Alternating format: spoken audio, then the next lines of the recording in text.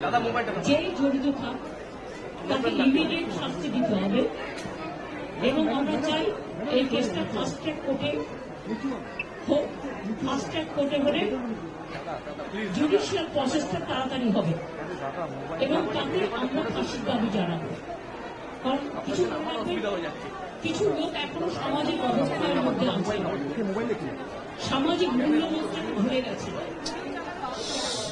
মেয়েদের গায়ে হাত দেওয়া যে কত বড় অপরাধ এবং তার সাথে যে অত্যাচার করেছে বা তাকে যেভাবে খুন করেছে, আমি আশ্চর্য হয়ে যাচ্ছি। ওখানে নার্সরা ছিলেন, ওখানে ওদের সিকিউরিটি ছিলেন, সবাই ছিল, কিন্তু কি করে ঘটনা ঘটলো এটা এখনো আমি ঠিক বুঝতে পারছি না। পুলিশকে আমি বলেছি, বাবা মাও যেটা আমাকে বলেছেন যে ওদের ভেতরেই কেউ আছে, যদি ভেতরে কেউ থাকে কারো প্রতি সন্দেহ হয়, যারা ছিল, যারা ওর বন্ধু বান্ধব, তাদেরকে সবাইকে ডেকে কথা বলবে এবং যিনি ফোন করেছিলেন প্রথম বাড়িতে তাকেও ডেকে কথা বলবে।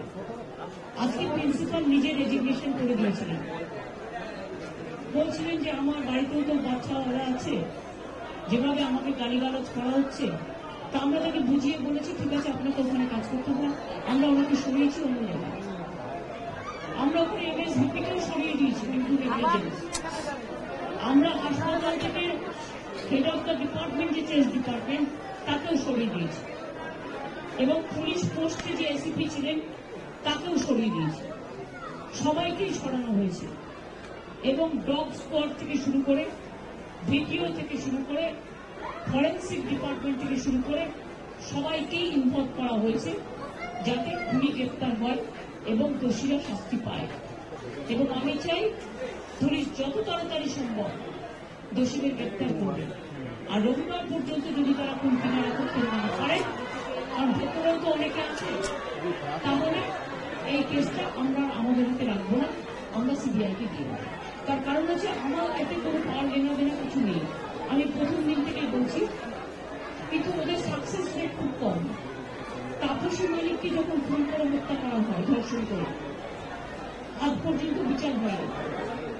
21 শিবপুরে এটা হয়েছিল, নন্দীগ্রামে যখন 14 জন গুলিতে মারা যায় বা 10 জন হারিয়ে যায়, আজও তারা ফিরে আসেনি।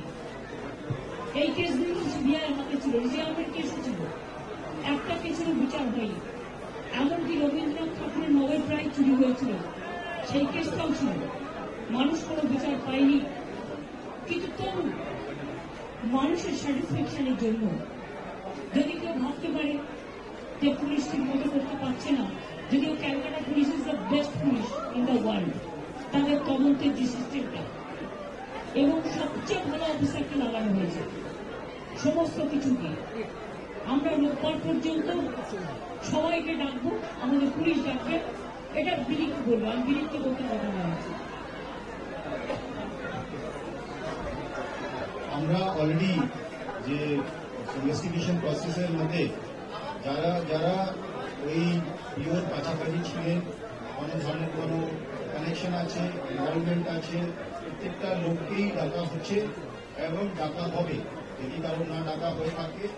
এবং আমরা অলরেডি একটা হেল্পলাইন নাম্বার শুরু করেছি, ওর মধ্যে ডাক্তাররাও আমাদেরকে বলতে পারেন, অ্যানোনিমাসলি বলতে পারেন, ফিজিক্যালি এসে বলতে পারেন। যদি কারো উপরে সন্দেহ থাকে, কি কারণে সন্দেহ আছে, আমি আমরা কাছে আছি। কালকে অ্যাডিশনাল সুপ্রিমটেন্ডেন্ট পার্সোনালি এখানে এসেছিলেন, আমি ওনার ভিউটা জেনে গেছেন, আমিও আজকে এসেছি, ম্যাডাম এখানে এসেছেন, আমরা ওনার ভিউটা জেনে গেছি। ওদের সঙ্গে আমরা কন্টিনিউসলি যোগাযোগে থাকবো এবং প্রগ্রেস অফ ইনভেস্টিগেশন নিশ্চয়ই ওদের সঙ্গে শেয়ার করবো এবং আমরা নিশ্চয়ই কি আগামী 4-5 দিনের মধ্যে যদি আরো কেউ থাকে, আমরা নিশ্চয়ই ওদের সবাইকে আমরা নিশ্চয়ই অ্যারেস্ট করতে পারবো। আর যদি তার সত্ত্বেও যদি ফ্যামিলি স্যাটিসফ্যাকশন না থাকে, ম্যাডাম যা বলেছেন